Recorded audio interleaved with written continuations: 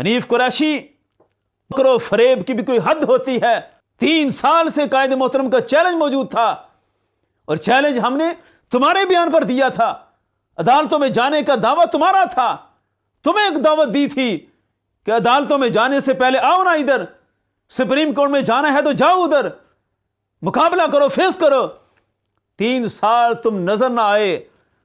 تم ایسے غائب ہوئے جیسے گدھے کے سر سے سینگ غائب ہوتے ہیں. جب میں جیل میں بند تھا اور عدالتوں میں مناظرے کی بات کرتے تھے, جب میں جیل میں بند تھا اور عدالتوں میں مناظرے کی بات کرتے تھے, میرا چیلنج ہے شرق سے غرب تک آؤ سپریم کورٹ میں, گستاخی ثابت کرو تو میرا سر اترواؤ, ورنہ سارے 80 کوڑے کھاؤ. تمہارا یہ مطالبہ کرنا جبکہ تم سن چکے ہو کہ 3 مہینے تک کسی طرح کی کوئی ملاقات نہیں. پچھلے 3 سالوں تک تم کہاں غائب تھے جب دن رات تمہارے اوپر یہ تلوار لٹک رہی تھی؟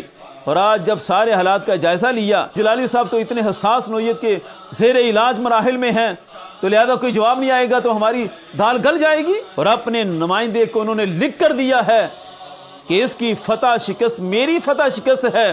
تو کن اصولوں کی بنیاد پر تم کہتے ہو کہ بات نہیں ہوگی؟ تو جناب ہمت کریں, میرا سامنا کرنے کے لیے تیاری کریں, بھاگنے کے لیے راہ نہ اپنائیں. آپ کے لیے تو مسئلہ آسان ہو گیا.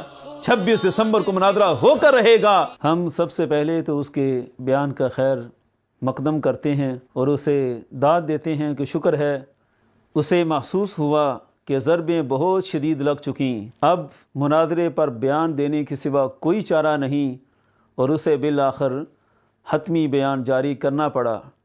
حنیف قریشی آخر میدان میں آیا کیوں؟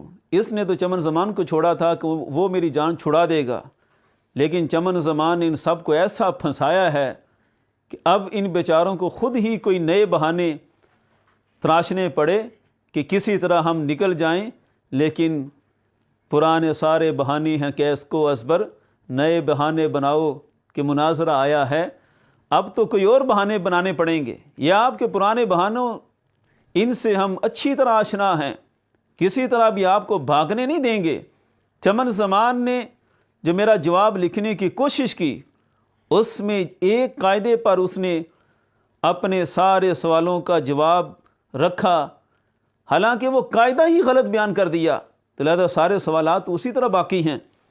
وہ فیل ہوا اور فیل ہوتے ہوتے وہ اپنی تحریروں میں یہ لکھ گیا جس پر میرا بنیادی نقطہ تھا کہ سیدنا تاجدار گولڑا پیر مہر علی شاہ صاحب رحمۃ اللہ علیہ جب یہی الفاظ سید عالم صلی اللہ علیہ وسلم کے لیے استعمال کر رہے تھے, گستاخی تھا کہ نہیں تھا؟ چمن زمان اپنی تحریروں میں لکھ کر دے گیا کہ جناب بالکل گستاخی ہے اور میں گستاخی کہنے سے نہیں رکوں گا. وہ تو حضور تاجدار گولڑا سیدنا پیر مہر علی شاہ صاحب کو گستاخ, مرتد اور ہر طرح کا معاذ اللہ بدبخت ثابت کر کے گیا ہے. اس وجہ سے اب حنیف قریشی صاحب کو میدان میں آنا پڑا. تو یہ جناب کی بنیادی مجبوری بنی کہ جناب نے جو چلا ہوا کارتوس چھوڑا تھا اس نے کیا گل کھلانے تھے, یہ تو ان کو پہلے ہی اندازہ ہونا چاہیے تھا. خیر, اب حنیف قریشی تو میدان میں اترنے سے پہلے ہی بھاگ گیا.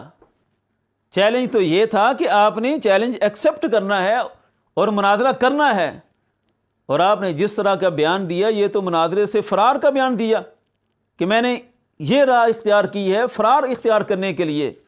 تو قصہ یہ ہے جناب, تمام عوام اہل سنت آگاہ ہیں کہ جس وقت ہمارے قائد محترم جیل میں تھے اس وقت حنیف قریشی چیخ چیخ کر کہتا تھا کہ میں عدالت میں جا کر دلائل دوں گا, میرے پاس دلائل کی فائل پڑی ہوئی ہے, بھرپور تیاری ہے.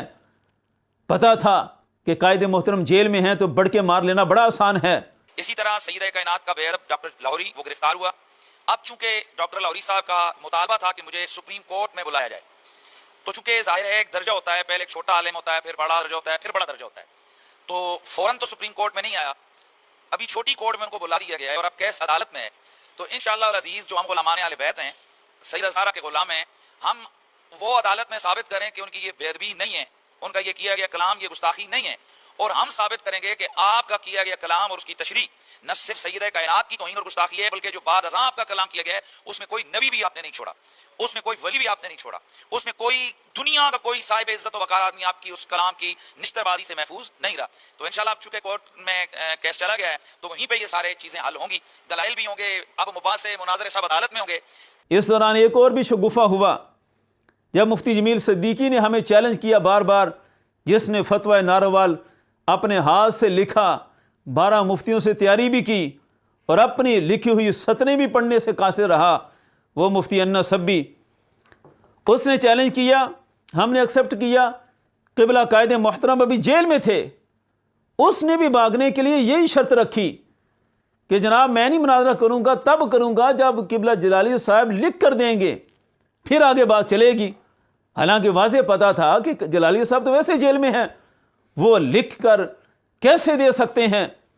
خیر اس نے بھرپور بھاگنے کے لیے یہی شرط رکھی کہ یہ ہو جائے۔ اتفاق ایسا کہ قبلہ قائد محترم چند دنوں بعد ہی جیل سے رہا ہوئے اور قبلہ قائد محترم نے مجھے لکھ کر دے دیا، پھر اس کے پاس بچنے کی کوئی راہ نہ رہی، اپنی مسجد سے جو بھاگا تھا بالآخر اس نے خطابت چھوڑ دی، علاقہ چھوڑ دیا، سب لوگوں سے تعلق وہاں سے ختم کر دیے، لیکن ہمارا سامنا کرنے کے لیے وہ تیار نہ ہوا۔ یہی تدبیر آج حنیف قریشی چلنے کے لیے کوشش کر رہا ہے۔ اس کے مکر و فریب کو تو دیکھیں، ایک طرف کہتا تھا کہ میں عدالتوں میں جا کر دلائل دوں گا۔ ہمارے قائد محترم جب باہر تشریف لائے 20 نومبر 2020 کو، اس سے جو متصل جمعہ تھا، قبلہ قائد محترم کو جب ساری رپورٹس دی گئیں، قبلہ قائد محترم نے جو جمعہ پڑھایا تھا، یہ ساری تاریخ نوٹ کر لینا یوٹیوب سے، گجرانوالہ کی سرزمین پر، اس جمعہ میں ہمارے قائد محترم نے کھلا چیلنج دیا تھا کہ کدھر ہیں وہ مناظرے کے چیلنج کرنے والے، عدالتوں میں جا کر بیان دینے والے، اب میں باہر ہوں، کسی میں ہمت ہے تو سامنا کرے۔ یہ بیان موجود ہے۔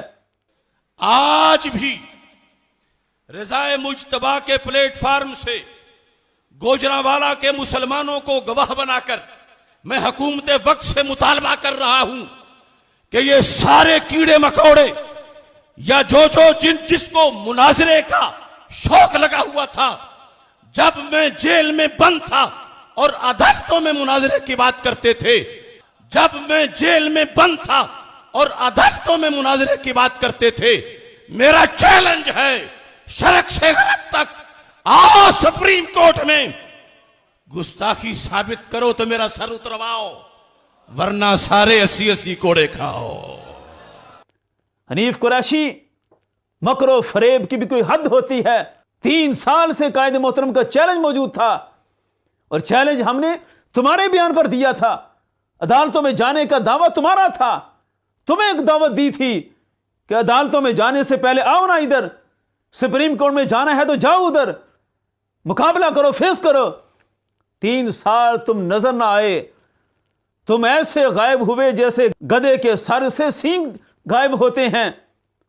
تم نے سب کچھ بھلا دیا، بھاگتے رہے کہ میری جان چھوٹ جائے۔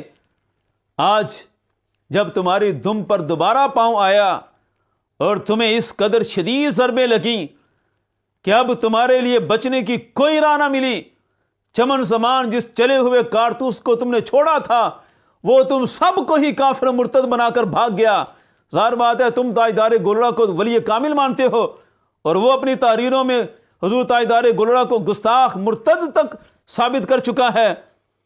اب جب کوئی راہ نہ بچی تو تم نے یہ بہانہ تراش لیا کہ حضور قائد محترم کیونکہ زیر علاج ہیں، تو یہ میرے لیے بڑا آسان بہانہ ہے کہ 48 گھنٹوں کے اندر اندر وہ اعلان کریں۔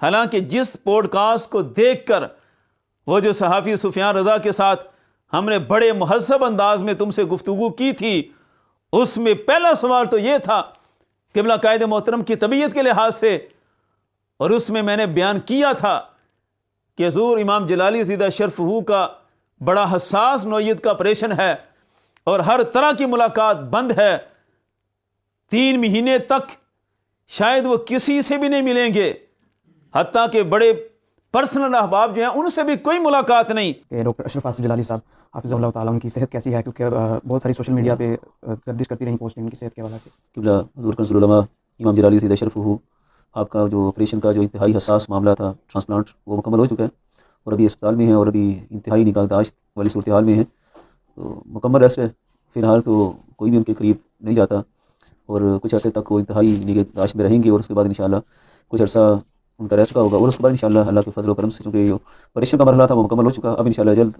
واپس آ کر یہ سارے جو پروسیجر مکمل ہوں گے تو انشاءاللہ حضور کنز العلماء امام جلالی سید اشرف اپنے سارے معاملات کو دوبارہ نئے سرے سے بھرپور طریقے سے شروع فرمائیں گے اللہ کے فضل اور کرم سے انشاءاللہ۔ اور بات ہے کچھ عرصہ تو اب جو آپریشن جیسا حساس نوعیت کا ہے تو جن کو اس کا اندازہ ہے تو عمومی طور پر ڈاکٹر کہتے ہیں کہ 3 مہینے تک کوئی بندہ قریب تک نہ جائے، تو اس لحاظ سے کچھ عرصہ تو لگے گا، باقی واللہ عالم کتنا ٹائم لگتا ہے مکمل طور پر صحت یابی میں، تو اس کے بعد انشاءاللہ کہ حضور کنز العلماء بھرپور طریقے سے آئیں گے میدان میں انشاءاللہ۔ اب ان حالات میں تمہارا یہ مطالبہ کرنا، جب کہ تم سن چکے ہو کہ 3 مہینے تک کسی طرح کی کوئی ملاقات نہیں، یہ سارا سننے کے بعد تم نے کہا کہ 48 گھنٹوں میں مجھے جواب دیں اور پھر آگے سب کچھ طے کیا جائے، یہ کیا اخلاقی اقدار کے موافق ہے؟ اخلاقی اقدار کی تو اتنی باتیں کرتے تھے تمہارے دوست اویس ربانی صاحب، کیا یہ بات اخلاقیات پر پورا اترتی ہے؟ یہ کہاں کی اخلاقیات ہے کہ تم جان کر پھر کہتے ہو کہ میں نے انہی دنوں میں کرنا ہے؟ پچھلے 3 سالوں تک تم کہاں غائب تھے جب دن رات تمہارے اوپر یہ تلوار لٹک رہی تھی کہ آؤ میدان میں؟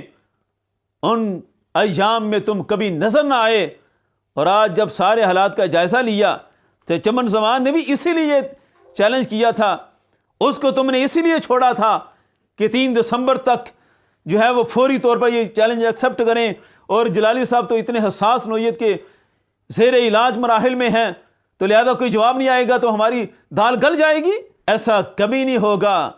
اگلی بات، اس کلپ میں بھی اس نے بڑے ہی بلنڈر چھوڑے، اس کلپ پر اگر گرفت کرنے پہ آئیں گے تو ایک ایک جملے پر اس کی گرفت ہے، شروع سے اپنے دعووں کو پیش کرتا رہا، آخر میں کہا کہ ہمارے بارے میں کہا کہ یہ اپنے باطل دعوے ثابت کریں، تو جناب آپ عدالتوں میں کیا لینے جا رہے تھے؟ آپ کیا ثابت کرنے کے لیے اعلان کر رہے تھے کہ عدالتوں میں جا کر میں ثابت کروں گا؟ آپ نے ثابت کرنا ہے، دعوے آپ کے ہیں کہ گستاخی کا ارتکاب ہوا، لہذا اپنی حیثیت کا تعین کر کے میدان میں اتریے گا، پھر پتہ چلے گا کہ سچا کون ہے۔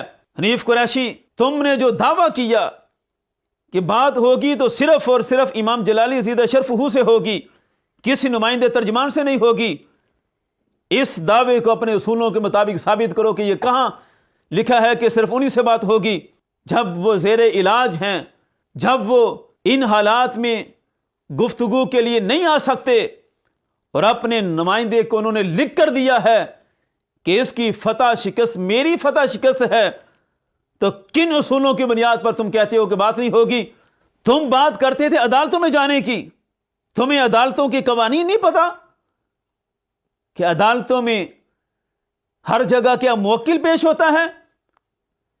کیا جو موکل اپنا وکیل جب مقرر کر دے تو پھر وکیل کی ہر بات موکل کی بات نہیں ہوتی؟ تو اس لیے اصولوں کے مطابق رہیں۔ قبلہ امام جلالی سید اشرف نے ہمیں جیل سے آتے ہی لکھ کر دے دیا تھا کہ جس نے بات کرنی ہے آ جائے، ہاں اگر یہ سارے دھڑے کا گرو گھنٹال وہ عرفان شاہ میدان میں آتا ہے تو ہم نے کئی دفعہ مذاکرات کیے، تمہارے وہ منور شاہ بخاری صاحب سے جاؤ، ان سے ہسٹری پوچھ لو، بات کرنی ہے تو ہم سے ہی ہوگی، ان حالات میں تو ویسے ہی ہم سے ہوگی، چاہے وہ گرو گھنٹال صاحب بھی آ جائیں، ہر طور پر انہیں بات ہم سے ہی کرنی ہوگی، ہم سے کریں گے تو پھر پتہ چلے گا۔ اور ویسے بھی عام سادہ فہم بندہ بھی سمجھ سکتا ہے کہ جناب ایک بندے نے جب لکھ کر دے دیا کہ اس سے بات کر لیں، اس کو شکست دے دیں، میری شکست ہو گئی، تو مسئلہ تو آپ کے لیے آسان ہو گیا۔ میں کوئی اتنا خطرناک بندہ تو نہیں ہوں جتنا آپ ڈر جاتے ہیں مجھ سے، میرے تو اتنے مناظرے بھی وائرل نہیں ہیں، میرا تو عالم یہ ہے کہ جس طرف بھی جاتا ہوں کہتے ہیں کہ وہ آیا ہے 4 قدم آگے مجھ سے، میری ہیبت کہ میری تو ہیبت سے ہی سارے بھاگ جاتے ہیں۔ تو جناب اتنا خوفزدہ نہ ہوں, تھوڑا سا ہوش میں آئیں. تو جناب ہمت کریں, میرا سامنا کرنے کے لیے تیاری کریں, بھاگنے کے لیے راہ نہ اپنائیں. آپ کے لیے تو مسئلہ آسان ہو گیا, اور ہم انتظار کریں گے کہ آپ اصولوں کے مطابق 26 دسمبر کو آنے کا اعلان ضرور کریں گے, اور میدان بھی مرکز صراط مستقیم ہی ہوگا. 4 دفعہ ہم آپ کے بتائے ہوئے میدانوں میں گئے ہیں, لیکن ہر دفعہ آپ لوگ باقی ہیں. ہمارے مناظر مفتی شاہد عمران صاحب کی گرفتاری اسلام آباد میں آپ لوگوں نے ہی کروائی تھی. جب جامعہ اسلام آباد والوں نے بلایا تو یہ بڑا کچھ ہو گیا. ایک دفعہ ہمارے ساتھ بھی یہ رویہ اپنا کر دیکھیں, پھر ہمارے حسن سلوک کی بھی مثالیں دیں گے یہ سارے. انشاءاللہ 26 دسمبر کو مناظرہ ہو کر رہے گا. تاجدار ختم نبوت زندہ باد زندہ باد, تاجدار ختم معصومیت زندہ باد زندہ باد.